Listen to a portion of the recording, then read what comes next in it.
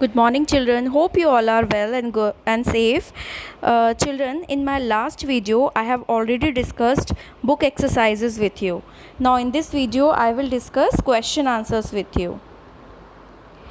And I will send exercises in PDF form so that you can match your answers again and you can correct it also. All the exercises you have to do in a book only. Okay. Now, so today I will discuss D part. Answer the following. So here you can see question number 1 is, why is glucose converted into starch immediately, okay, after its formation in the cells? So the answer is because glucose is soluble, highly soluble in water, okay, and that's why it is immediately converted into starch, because starch is an insoluble form of carbohydrate, so it cannot be escape out from the cells, okay, because cell has to store some food, because during daytime only with the help of photosynthesis they can prepare glucose, but at night time photosynthesis does not take place, so cells need, all the plant cells need food during the night time also. That's why they just store this glucose, they convert this glucose into soluble to insoluble form of starch, okay. Now second one is, too much bright light and high temperature above 45 degrees Celsius slow down the rate of photosynthesis. Why? So I told you, children, that plants need, for photosynthesis plants need an optimum temperature which is 20 to 30 degrees Celsius, okay. If the temperature will exceed above 30, okay, for example in question they are saying 45 degree, okay, above 45 degree or above 40 or less than 20, then what will happen, that it will impact the rate of photosynthesis. So during at that high temperature what will happen, enzymes, okay, which also helps in the photosynthesis process, they will get denatured at high temperature, that's why, okay. And at very slow rate, the rate of or temperature, the rate of photosynthesis will decrease, okay. So you should remember that high temperature enzymes get denatured easily, and at a slow rate photosynthesis process will not will be not proper, okay, it will not, intensity will be very low. So now children,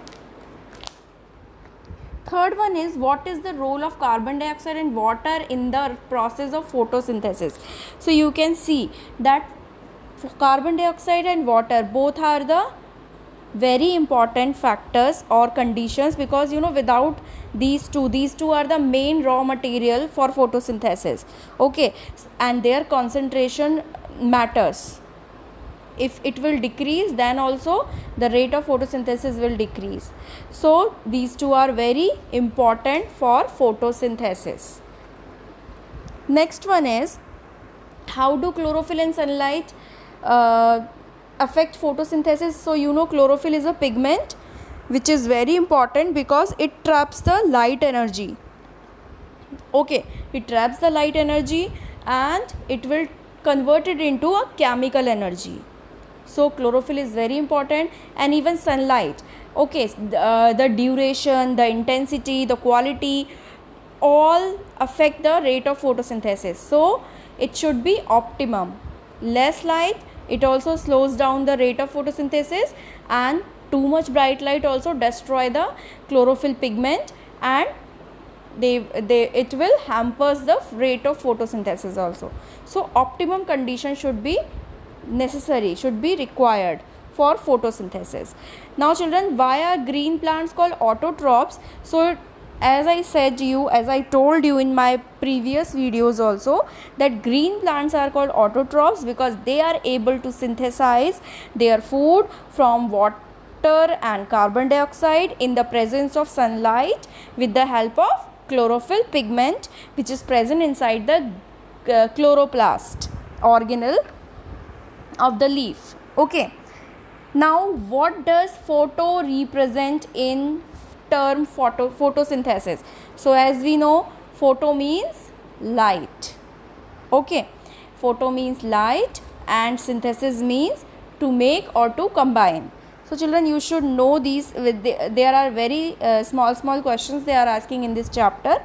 Now, seventh one is name the raw material needed for photosynthesis. So, we all know that there are four main raw material, okay, which is required for the completion of photosynthesis process, and the raw material are carbon dioxide, water, sunlight and chlorophyll.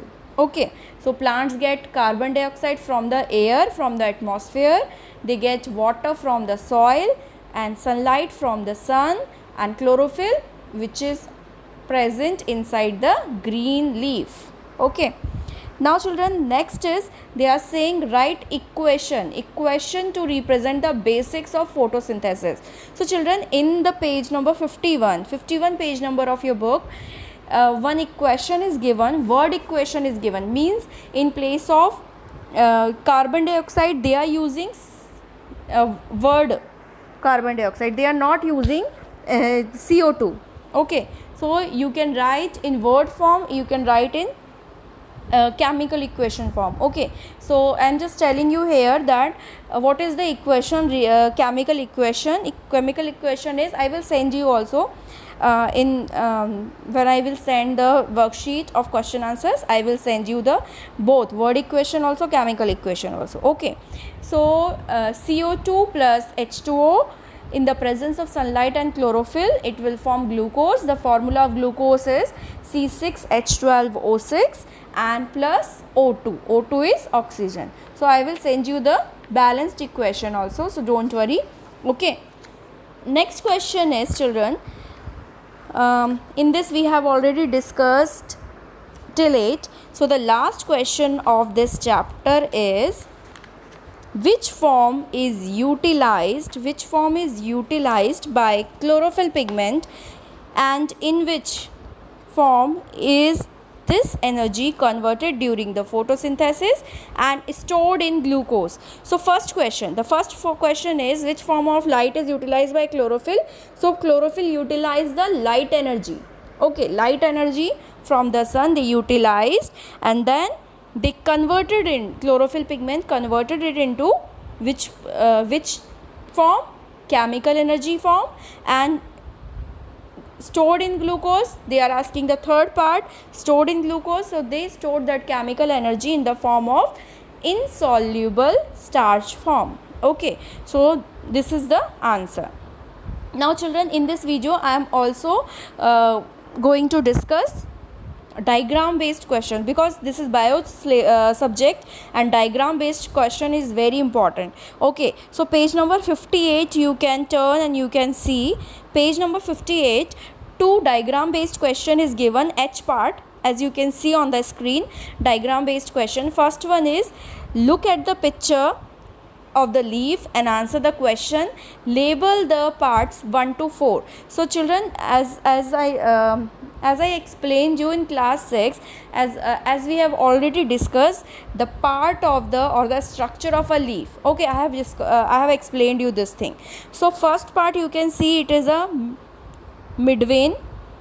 Okay, second part is, these are the veins. Third part, or second part you can veins. Third part is lamina, green part of lamina. Fourth part is petiole. Okay, so this figure is not proper. Okay, like you can see all second and third they have just marked to the vein part. Okay, so it is not a proper, but we can give midvein, veins and lamina and petiole. Okay, so this I will send, these also I will send in a worksheet. Okay, then only you will just, when I will send in the worksheet, then only please write all these questions in your copy. Okay, now B part you can see, how does a leaf get carbon dioxide from the air? So I told you that carbon dioxide, plant get carbon dioxide from the air, from the atmosphere they take with the help of tiny pores. Okay, name stomata. So with the help of tiny pore stomata is, I told you earlier also, stomata is helps in the exchange of gases, exchange of these gases only, carbon dioxide and oxygen. Okay, so leaf gets carbon dioxide from air through stomata. Okay, now C part, C part, they are saying that which part of the leaf carries out photosynthesis. Which part exactly?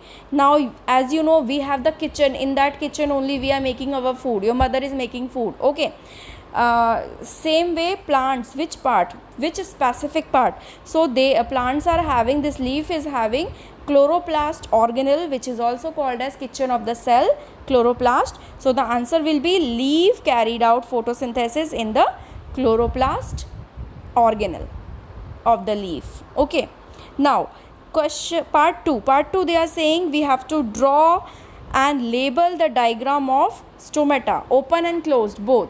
So you can open page number 52, it is given, as you can see, figure 4.3, page number 52. So open stomata is given and closed stomata, both are given, and you have to label. Labeling means you have to write here turgid guard cells, flaccid guard cells, like this. Okay, and in a bracket part also written, arrow shows the direction of water movement. So you can see in the first picture, arrow goes inside, means water is going inside, and second closed one, water is coming out. Okay, so full you have to make, and then you have to close in a box. Okay, as it is, page number 52 it is given. Now children, B part, question number 3, next question of diagram based. You can see children here, they are saying that observe the experimental setup and answer the following questions. So you can see hydrilla and all, I have already explained you this activity earlier also. Okay, so first question they are asking in part A, that why is an aquatic plant used in the experiment. So in the video also I have discussed that hydrilla plant they are using, you can see hydrilla is here.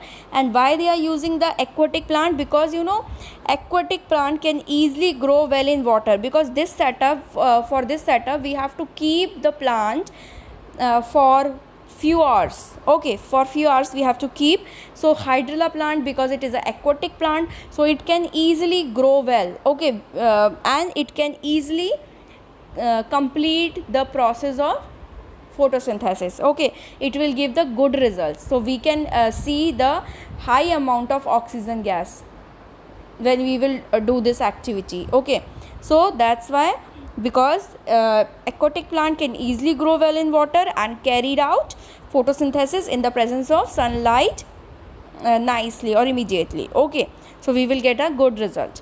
Now next they are asking, B part, why have these bubbles appeared in the setup. So why we can see so many bubbles? Okay, and it inverted, it is going upside only. So why? So that these bubbles are indicating the evolution of oxygen gas. Okay, so we can collect it here, so it is accumulating here. Okay, so these bubbles, the appeared bubbles, shows the formation of oxygen gas. Okay children, next one is, how is this gas evolved? Give the reason. So how is this gas evolved? So when this gas evolved, because as we know that oxygen is the byproduct of the photosynthesis reaction. So when the sunlight fall on the water, okay, what will happen? This sunlight split the water into a water molecule into a hydrogen and hydroxyl ion, and hydroxyl ion release the oxygen gas. So by this evolution of oxygen gas, we can say that yes, photosynthesis is going on. Okay, so or photosynthesis is carried out nicely. So this is the, how is this gas evolved? By the photolysis of water. And what is the reason? Because photosynthesis is going on in this satyr. Okay children. So now children, I have already discussed with you the question answers, okay, and the diagram based questions. So you can see in our homework I will send you the worksheet that we have discussed, book exercises, so please match it again, okay, and correct it, write it, and I will soon send you the question answers of this chapter. Till then, please find out the question answers by yourself also in the book and read the chapter, go through the chapter nicely, okay. It is very easy chapter, interesting chapter. Please go through all the important activity. So many activity, there are 6 activities are given, so go through, please read the activities in a homework, okay. So thank you and have a nice day. God bless you children. Bye.